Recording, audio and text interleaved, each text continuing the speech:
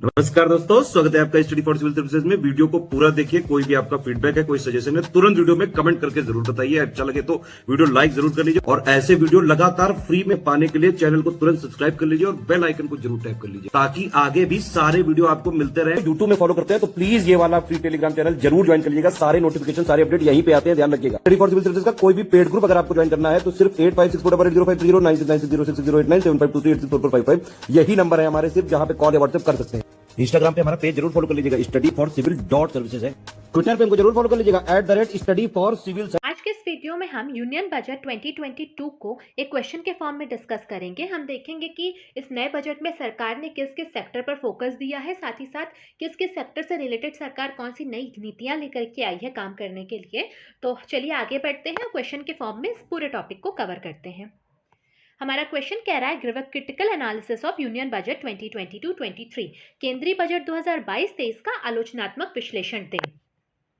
हम आंसर की शुरुआत करेंगे बैकग्राउंड के साथ। हम ये बताएंगे कि भारतीय संविधान के अनुच्छेद 112 यानी आर्टिकल 112 के अंदर एनुअल फाइनेंशियल स्टेटमेंट यानी वार्षिक वित्तीय विवरण का जिक्र किया गया है, जो कि आम बोलचाल की भाषा में बजट कहा जाता है।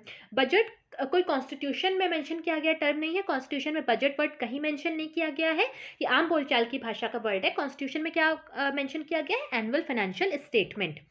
और जो ये एनुअल फाइनेंशियल स्टेटमेंट होता है, ये पूरा ब्यौरा होता है कि एक साल में सरकार कितना पैसा कमाएगी, यानी कितनी सरकार के रिसिप्ट होंगी, प्राप्तियां होंगी, और कितना सरकार एक साल के अंदर स्पेंड करेगी, एक्सपेंडिचर क्या होगा, व्यय कितना करेगी सरकार। और जो फाइनेंशियल ईयर सरकार का होता है वो होता है 1 अप्रैल से लेकर 31 मार्च तक। जो हमारा नॉर्मल कैलेंडर ईयर होता है वो होता है 1 जनवरी से 31 दिसंबर तक, लेकिन जो सरकार का फाइनेंशियल ईयर होता है ये होता है 1 अप्रैल से लेकर 31 मार्च तक। तो इस पीरियड के दौरान सरकार को डिफरेंट सोर्सेज से कितनी इनकम होगी और साथ ही साथ किन किन क्षेत्रों पे सरकार अपनी स्पेंडिंग करेगी जो पैसा है उसकी, तो वो इस पूरे बजट में मेंशन किया गया रहता है। और साथ ही साथ सरकार कुछ नई पॉलिसीज लेकर के आती है डिफरेंट सेक्टर में डेवलपमेंट के लिए, इसी बजट में पेश की जाती है। तो मनी बिल होता है आर्टिकल 110 के अंदर। तो मनी बिल के साथ अगर कोई नई पॉलिसी ला जाती है तो उसको पास कराने में बहुत आसानी होती है, क्योंकि मनी बिल को प्रेसिडेंट के प्रीवियस एसेंट के साथ लोकसभा में पेश किया जाता है। तो इससे इस पे ज़्यादा आपकी बहस नहीं हो पाती है। तो अगर कोई सरकार ऐसी पॉलिसीज़ लाती है, जैसे कि जीएसटी को भी मनी बिल के साथ बजट में ही ला दिया गया था, तो इसीलिए ज़्यादातर सरकार कोशिश करती है नई पॉलिसीज़ इसी में इन्वॉल्व करके लाए, ताकि आगे पॉलिसीज जल्दी से लागू हो सके, उन पर ज़्यादा बहस देखने को ना मिले, क्योंकि ऑपोजिशन का विरोध भी कभी कभी नई पॉलिसीज़ को लागू करने के लिए हो जाता है। तो बजट में इसीलिए कई नई पॉलिसीज़ लाई जाती हैं। इस साल के बजट में भी कई नई पॉलिसीज़ लाई गई हैं, तो हम आगे उन्हीं को डिस्कस करेंगे। तो with the passing of union budget 2022-23, India has entered into Amrit Kaal. India ने अपनी इंडिपेंडेंस के आज़ादी के 75 साल पूरे कर लिए हैं सन 2022 में। और अमृत काल जो है भारत में, जैसे इंडियन मैथोलॉजी में ये काफ़ी अच्छा टाइम पीरियड माना जाता है, अच्छा मुहूर्त माना जाता है। तो अब ये माना जा रहा है इंडिया अपने अमृत काल में प्रवेश कर चुका है। 75 साल से जब 100 साल पूरे हो जाएंगे इंडिया के इंडिपेंडेंस को 1947 में, उस पीरियड के दौरान इंडिया में बहुत अच्छी तरक्की देखने को मिल सकती है, बहुत अच्छा पोटेंशियल है इंडिया में ग्रो करने का। तो इसीलिए इस काल को अमृत काल कहा गया, और इस काल में बहुत तेज़ी से इंडिया को डेवलप करना है, इसलिए सरकार ने इस काल को अमृत काल का नाम दिया है। और इस पीरियड में सरकार बहुत तेज़ी से डेवलपमेंट करने वाली पॉलिसीज़ भी लेकर के आएगी। अब चलिए आगे बढ़ते हैं। फिर उसके बाद हम बताएंगे कि क्या क्या अनुमान लगाए गए हैं यूनियन बजट 2022-23 में। तो टोटल एक्सपेंडिचर सरकार का अनुमान है 39 लाख करोड़ रुपए करीब होगा। 39 लाख करोड़ आप कह सकते हैं, 39 लाख करोड़ रुपए लगभग होगा।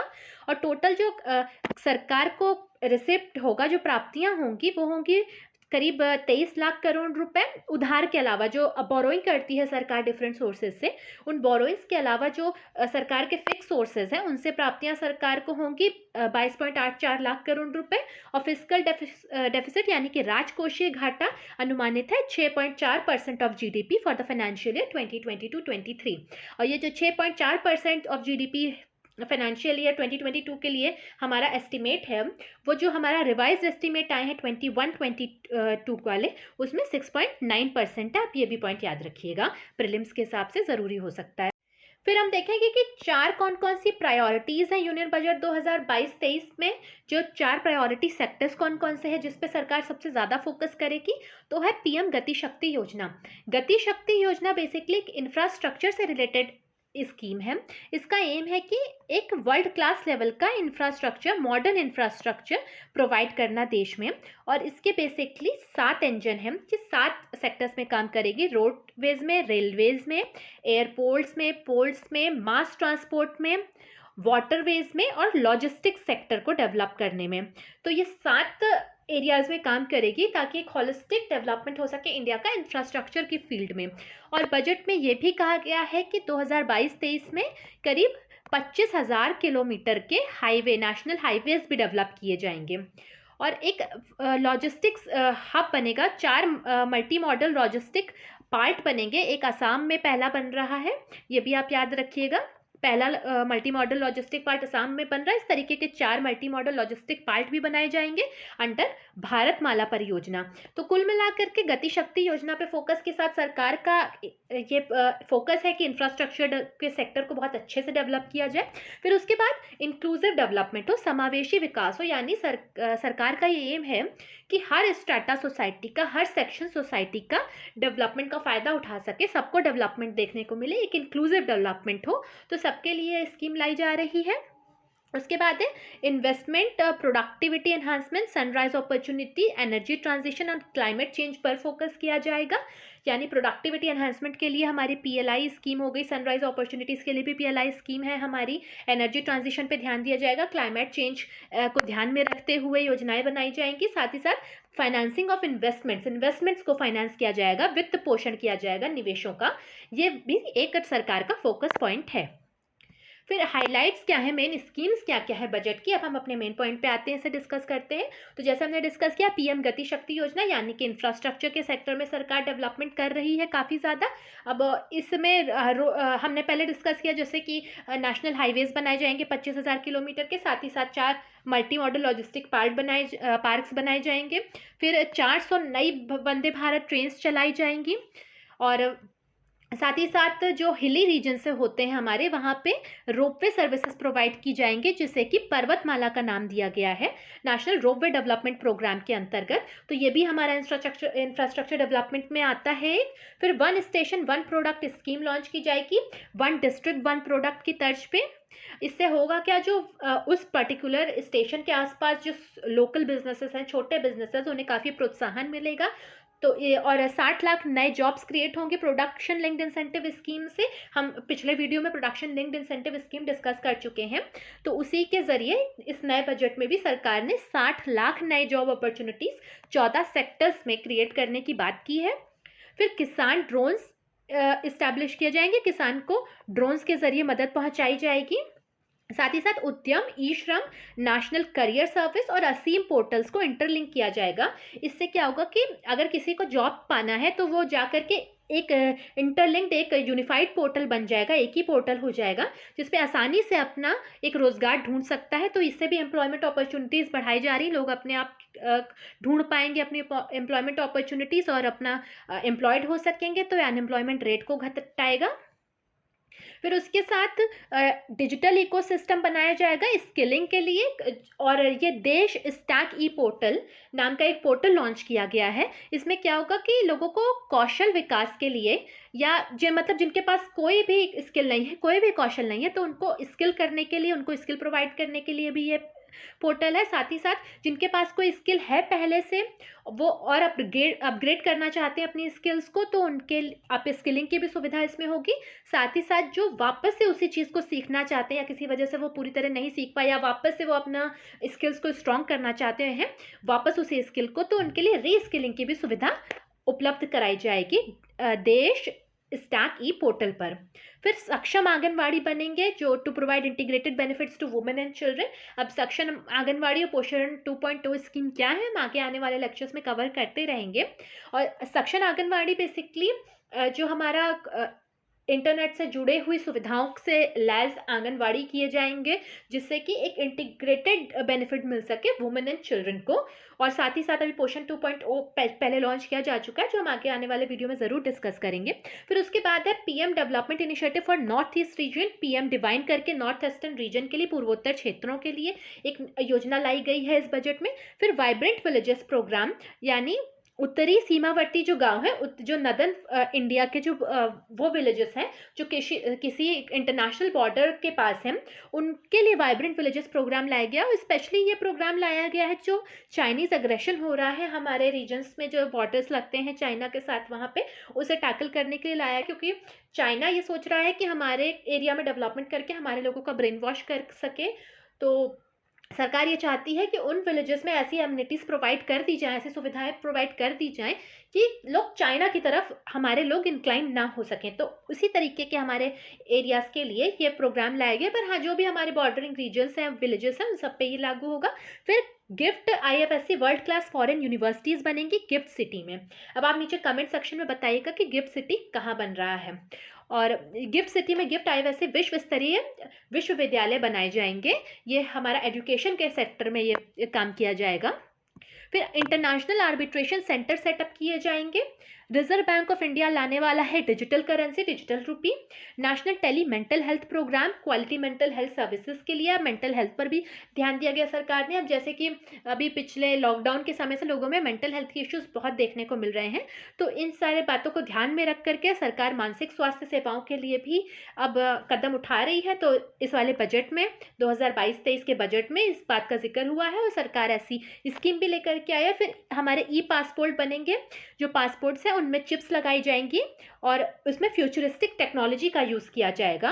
फिर उसके बाद एक सेक्टर है एविएशन, विजुअल इफेक्ट्स, गेमिंग और कॉमिक का सेक्टर। आजकल ये देखा जा रहा है इस सेक्टर में भी, AVGC सेक्टर में भी काफ़ी ज़्यादा पोटेंशियल है ग्रो करने का। तो सरकार इस टास्क फोर्स एक बनाएगी कि इसमें देखा जा सके कि इस सेक्टर का पोटेंशियल कैसे, फुल पोटेंशियल इसका रियलाइज़ किया जा सकता है, कैसे इस सेक्टर को और अच्छे से बढ़ाया जा सकता है।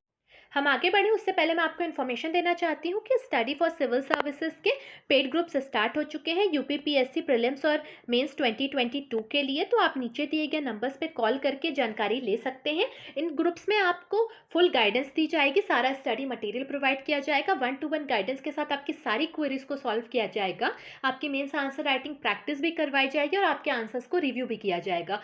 तो आप अगर अपनी प्रिपरेशन को और स्ट्रॉन्ग करना चाहते हैं, आप एक अच्छी गाइडेंस चाहते हैं, तो आप नीचे दिए गए नंबर पे कॉल करें और ग्रुप्स को ज़रूर ज्वाइन करें। तो चलिए अब फिर हम देखेंगे कि कंपनियों के स्पीडी वाइंडिंग अप के लिए, यानी कंपनियों के त्वरित समापन के लिए, अगर कोई कंपनी कॉर्पोरेट मार्केट से एग्जिट करना चाहती है तो उसकी जल्दी से निकासी के लिए एक्सीलरेटेड कॉर्पोरेट एग्जिट यानी CPACE की भी सुविधा उपलब्ध कराई गई है इस बजट में, जिससे कि ज़्यादा कागजी तामझाम में किसी कंपनी को ना फंसना पड़े। अगर वो वाइंड अप करना चाह रही है तो वो जल्दी से अपनी निकासी कर सके कॉर्पोरेट मार्केट से। फिर इंफ्रास्ट्रक्चर स्टेटस दिया जाएगा डेटा सेंटर्स को, केंद्रीय बुनियादी ढांचे का दर्जा दिया जाएगा डेटा सेंटर्स को। तो डेटा सेंटर्स एक्चुअली होते क्या है, किसी बिल्डिंग होती है या कोई सी बिल्डिंग का खूब बड़ा सा कोई रूम हो गया, जिसमें कि आप पूरा सेटअप, पूरे बड़े बड़े कंप्यूटर्स लगे रहते हैं, बड़े बड़े सिस्टम्स लगे रहते हैं, जहाँ पे एक बहुत बड़े लेवल में डेटा स्टोर होता है, सर्वर रूम्स होते हैं कुछ। तो इसी डेटा सेंटर्स को अब इंफ्रास्ट्रक्चर का स्टेटस दिया जाएगा, बजट में ये बात कही गई है। फिर स्कीम लाई गई है for design led manufacturing to be launch to build a strong ecosystem for a 5G as a part of production linked incentive scheme. अब जैसे 5G आ रहा है मार्केट में तेजी से, तो 5G से रिलेटेड प्रोडक्शन बढ़े, तो प्रोडक्शन लिंक्ड इंसेंटिव के अंदर एक स्कीम लाई गई है डिज़ाइन लेड मैन्युफैक्चरिंग की। डिज़ाइन लेड मैन्युफैक्चरिंग वो मैन्युफैक्चरिंग होती है जो कि एक इंटीग्रेटेड अप्रोच होती है मैन्युफैक्चरिंग की, जिसमें एम्फेसिस दिया जाता है कॉस्ट एफिशिएंसी पे और क्वालिटी और स्पीडी एक्सेस टू मार्केट पे। तो इस पूरे बजट में ऐसी स्कीम लाई गई है 5G से रिलेटेड कि 5G सेक्टर में भी मैन्युफैक्चरिंग बढ़े, 5G से रिलेटेड जो डिवाइसेस हैं उनका प्रोडक्शन बढ़े। हम अपने आंसर के कंक्लूजन पे आएंगे। हम बताएंगे कि इंफ्रास्ट्रक्चर डेवलपमेंट और providing a boost to manufacturing sector, बुनियादी ढांचा विकास और विनिर्माण क्षेत्र को बढ़ावा देना बजट 2022-23 का फोकस है। एमएसएमई सेक्टर के लिए क्या किया गया है कि जो क्रेडिट लिंक्ड गारंटी स्कीम है इसे एक्सटेंशन मिल गया है, साथ ही साथ एक एडिशनल एलोकेशन दिया गया है 50,000 करोड़ रुपए का, जो कि एमएसएमई सेक्टर में बढ़ावा देगा और साथ ही साथ प्रोडक्शन बढ़ाएगा। फिर डोमेस्टिक मैन्युफैक्चरिंग और वेयर हाउसिंग को बेनिफिट मिलेगा, जो पीएलआई स्कीम के अंदर ज़्यादा एलोकेशन किया गया, जैसे कि डोमेस्टिक मैन्युफैक्चरिंग के लिए तो एलोकेशन किया ही गया है, साथ ही साथ वेयर हाउसिंग की जब बात आती है तो जो हमारे लॉजिस्टिक पार्क बन रहे हैं उसमें वेयर हाउसिंग फैसिलिटीज़ भी अवेलेबल होगी, तो इससे वेयर हाउसिंग को भी काफ़ी फ़ायदा देखने को मिलेगा। गोदाम ज़्यादा गोदाम बनेंगे तो टोटल हमारा डोमेस्टिक मार्केट भी अच्छा काम करेगा। इससे हमारा लॉजिस्टिक्स डेवलपमेंट से हमारा ट्रांसपोर्ट ईजी हो जाएगा, ट्रांसपोर्ट से हमारे चीज़ों का मार्केट बढ़ेगा, तो मार्केटिंग में और प्रोडक्शन में दोनों के ऊपर इस बजट में फोकस किया गया है। तो हमारा लास्ट पॉइंट है आंसर का, as the union budget 2022-23 has set a long term goal of complementing macro economic growth with focusing on infrastructure development, tech enabled development, digital economy and fintech, energy transition and climate action.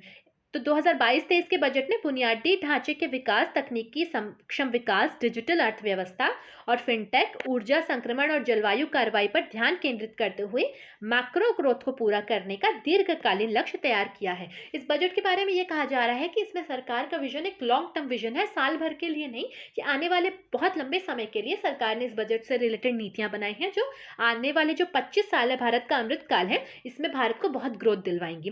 तो इसी के साथ हम अपने answer को पूरा करते हैं और बने रहिएगा चैनल के साथ। हम आगे आने वाले लेक्चर्स में भी 1 बाय 1 सारे टॉपिक्स को डिस्कस करते रहेंगे, करंट अफेयर्स को भी और स्टैटिक पोर्शन को भी यहाँ कवर किया जाएगा।